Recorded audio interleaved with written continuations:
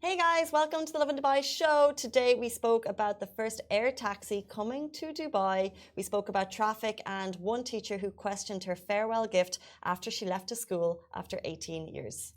And if you are stuck in traffic, you can subscribe to the Lovin Dubai show podcast wherever you get your podcasts from and enjoy the show. Good morning, Dubai. Welcome back to the Lovin Dubai show, where we go through the top trending stories that everyone across the country is talking about. Our top story for you today: Dubai is set to build its first air taxi station this year. As well, traffic in Dubai hit a standstill in certain areas last night. Were you affected? Also, the UAE unveils a new religious student awareness program. As well, a teacher of 18 years questions her farewell gift. And later on in the show, Instagram versus reality. We're deep diving into what it's actually like being a travel influencer in Dubai. We've got cruising cravings on the Lovin Dubai show today. It is 347 days since the genocide continued in Gaza on October 7. The current death toll stands at 41,252 and the number of injured people is 95,497 and 1.9 million people have been displaced from their homes. In today's rapid weather report, in true September form, September is Septembering. Temperatures will peak at 39 degrees Celsius today and humidity is back up to 75%. This is cute.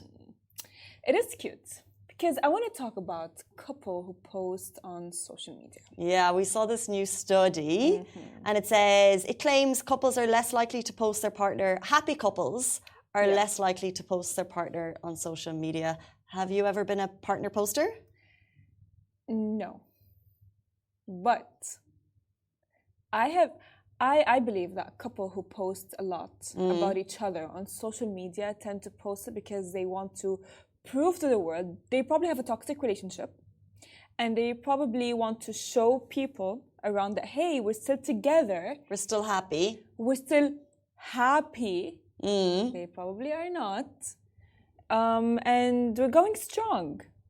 And it's like validation to their own selves and the people around them. Interesting. So the results say pretty much similar, that couples who post 3 or more selfies together each week, they were found to be 128% unhappier compared to those who keep their relationship more private. You know what I think when I look at this? I think it's anyone who's posting a whole lot on social media, because it's that instant validation and it's the highs and the lows and you're looking to the public for. So I think maybe it's maybe less about the couple together, but if there's a person in it who's unhappy, I don't know, who's posting more, and then therefore they're unhappy. But maybe it's not reflective of the couple. I mean, I don't know. But for sure, I agree with you. I do. When you post a lot on social media, it's because you want that validation from the likes, from the people viewing your stories, people liking your pictures and your stories. However, regarding couples, I actually do believe that, if when they have let's say a rocky time in their relationship, they post because they're like, we're still together. And then there's the people who don't post who are watching every second being like, do they seem as happy? Literally. Yeah. And then the moment they stop posting, people who are very invested in their relationship because they post a lot, they go like, ooh, so this couple stopped posting. Maybe they broke up. And then they would go on their profiles only to find out that they unfollowed each other and they go like, oh yeah, they broke up. But there's even like power couples that I think about. For example, in Irish media that I follow, but also here. And if their couples are in the eye of the social media, you're always kind of aware. Like if it's like her business and he's there in the background, you're thinking, oh, I haven't seen him in a while. And you go back and you're like, oh, hey, there he is. They've posted. They're okay. They're together. So I think that people kind of generally have to find a fine line of what suits them authentically as a couple. I know, but as well, I feel like, I don't know, like we lost the sense of privacy. Why? Fine, I understand. Maybe that's your job. Maybe they are a couple influencers and so on. But if you guys are going to have, like for example, I had a relationship and we were going through a really bad time in our lives. And the person would tell me, if you want to prove to me that you still care about me, then you post me. And I was like, what? Are you crazy? Are you delusional? You know what I mean? Wow. Literally. Yeah, that's the age we're in, right? Literally. Wow. And I would be like... You're like, no, therefore, I know that it's over. Yeah, it's so interesting how there's different markers to signs of relationships. Echno says, seems lovely. I post all of my partners on social media all times. If we exchange, okay, I'm not going to finish that. Then I'm definitely going to post you. Yeah, I think it depends on how the person feels authentically. So if it's normal for you, like I'm not a poster and therefore I wouldn't post my partner. But then I did the kind of, we've been engaged. So it's like like the moment milestones. However, then it's kind of sometimes nice for people who do post to have those memories to look back on rather than like 1,000 photos. So I think it's whatever works for you as an individual. I just hope that you don't have to go and do a call of 100 photos a while later because that gets awkward. I agree with you. Notice Farah and I are matching today. We don't plan this, by the way, but how cute. Let's jump into our top story. This grabbed headlines yesterday and we are excited. Well, Dubai is about to start building first air taxi station this year. So construction of the city's very first air taxi station is set to kick off this year. The director of roads in Dubai's Roads and Transport Authority, RTA, has announced that they are working diligently to prepare air taxi stations, which are expected to be fully operational by 2026. So Skyport's infrastructure will be leading the development with 4 initial vertiports, aka stations, planned at key locations: Dubai International Airport, Palm Jumeirah, Dubai Downtown and Dubai Marina. Now, in a major step forward, this ambitious project is in collaboration with Joby Aviation. Just last week, Joby Aviation applied to become the first certified air taxi operator in Dubai.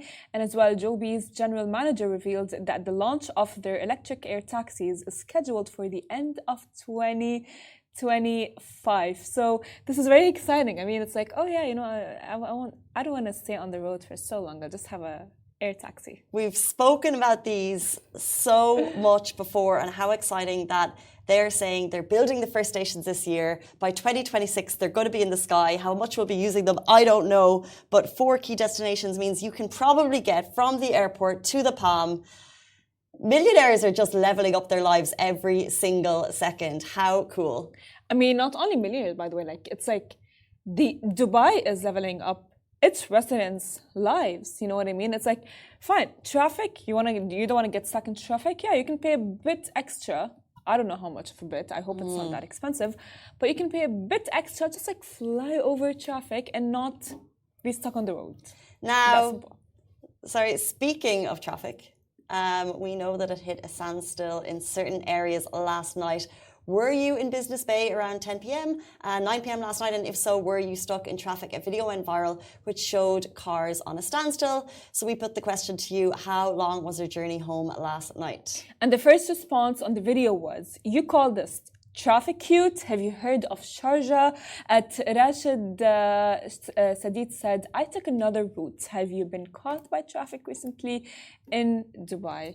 I mean, look, Rashid, if you don't want to get stuck in traffic soon, you're going to have air taxis. How amazing. This is the thing.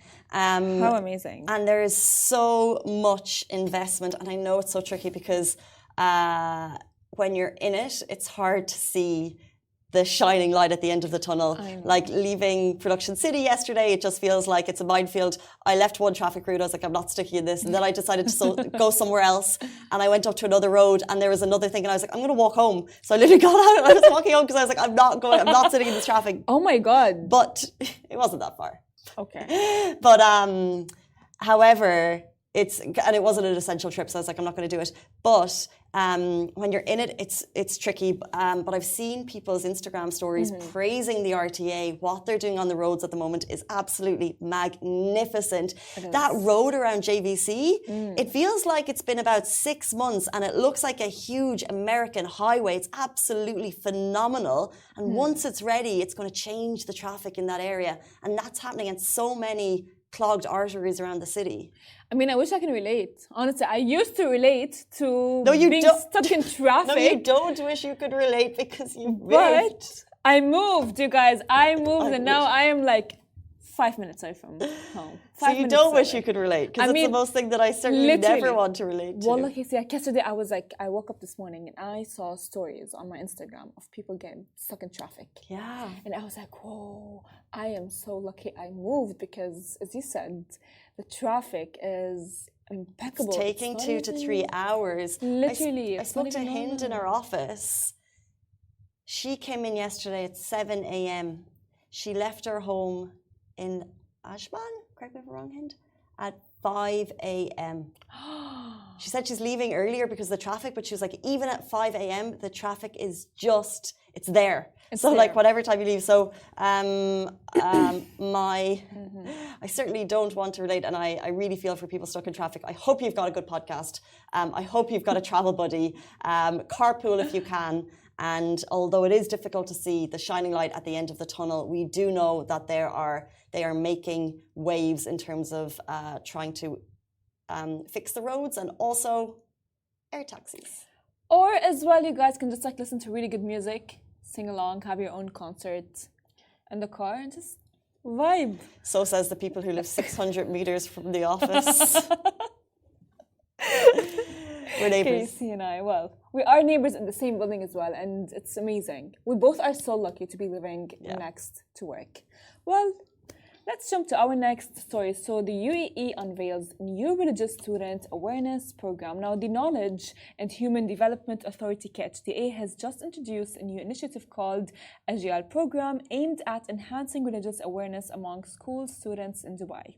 The Ajyal program is designed to foster mutual understanding with the educational environment running throughout the academic year. This program features a range of activities including lectures, dialogues and educational workshops. Now, the IACAD Director General Ahmed Darwish Al Meheri has emphasized that this program is a significant step towards creating a collaborative environment among students, parents, and as well educational bodies. The KHDA Director General Aisha Abdullah Moran has praised this initiative for its role in raising awareness about social phenomena and promoting positive interactions among the younger generation. Now, the Ajyal program is set to play a pivotal role in enhancing both religious and social understanding within Dubai schools, showcasing the power of institutional collaboration in enriching educational community, which is really, I would say, amazing, as we have on our feed previously posted how Dubai is as well launched a preaching content creators training program,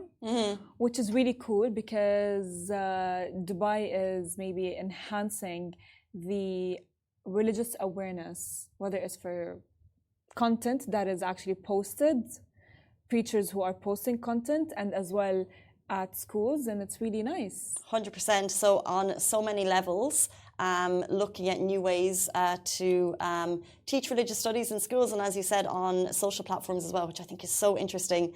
And that is called the Preaching Content Creators Program. And there's more information on that on our feed if you would like to check it out.